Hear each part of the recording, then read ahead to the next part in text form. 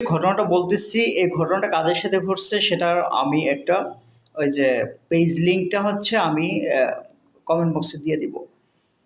আমাদের এই অনলাইন যুগে হচ্ছে আমাদের সামনে প্রচুর পরিমাণে বিজ্ঞাপন আসে এবং লাক্সারিয়াস বিজ্ঞাপন, ঠিক আছে?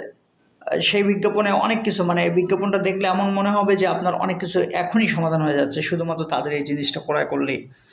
হ্যাঁ, এবং মানুষ এই লাক্সারিয়াস বিজ্ঞাপন দেখে তারা সেটা ক্রয় করে। আমি একটা কসমেটিক্স বিক্রি করে এমন একটা পেজ, আমি নাম বলতেছি না, কমেন্টে দিয়ে দিচ্ছে, দেখে নেবেন। ওখানে একজন একটা প্রোডাক্ট অর্ডার করলো, তো আমি ভাবলাম যে এটা কেমন কি একটু দেখা যাক। আমি ওদেরকে নক দিলাম।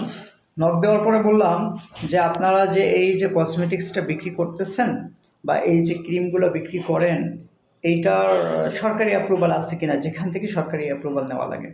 তো সেটার অ্যান্সারে আমার ওই যে সাউন্ড ছিল ওটা দেখবেন। তার অ্যান্সারে তারা কি বলতেছে, আমি কি অর্ডার দিচ্ছি, কোন নামে অর্ডার দিচ্ছি, সেকেন্ডবার আমি আবার থার্ডবারও আমি একই কথা বলতেছি, জাস্ট এটার অ্যাপ্রুভাল আপনাদের আছে কি নাই। তারা আমাকে বলতেছে আপনার কাছ থেকে যে আইন শিখতে হবে কিনা।